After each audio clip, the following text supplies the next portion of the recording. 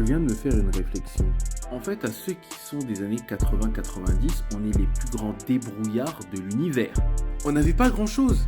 Mais qu'est-ce qu'on se débrouillait pour avoir ce qu'on voulait? Passons de manière chronologique, vous voulez bien? À une époque, quand on pouvait pas acheter nos cassettes vidéo et tout, vous vous rappelez les VHS? On avait la technique de la cassette vierge. On avait notre programme à la télé, enregistré, et on avait notre film. En plus, on commençait avec nos talents de monteur, parce que les moments publicitaires, on coupait, en fait. Puis arrive l'ère du CD, principalement du jeu vidéo. Les jeux coûtaient très cher, on n'avait pas l'occasion de pouvoir y jouer, et on a trouvé donc une solution. Les gravures de CD. Ah mais pour graver, ça y allait à foison. Ah non, c'était lourd, hein. T'avais pas ton jeu, tu vas demander à ton pote de te prêter un jeu, tu l'amènes dans ton PC, tu mets dans ton graveur, tu prends un CD vierge, CDR, style verbatim, ce genre de truc, tu gravais, tu copiais, c'était bon, et puis tu rendais à ton pote, t'avais ton jeu.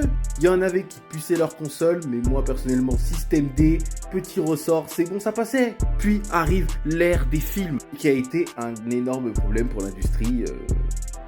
Mais on n'est pas corda, frère, on n'a pas d'argent pour acheter tous nos films. Là. Le DivX. Qui se rappelle du DivX? Aujourd'hui, vous connaissez VLC, vous connaissiez Torrent. Mais avant, c'était Emule et DivX. Si t'avais pas l'émulateur DivX, les films, c'était mort. En plus, c'était pas de qualité supérieure. Hein. Non, il n'y a pas de 4K. Non, c'était éclaté du 720p. Tu pouvais voir des pixels et tout. Parfois, t'entendais même des gens parler pendant les enregistrements. Un véritable bordel. Un véritable bordel. C'est pour ça, quand on dit que les gens qui enregistrent les films dans le cinéma, qui vous a envoyé?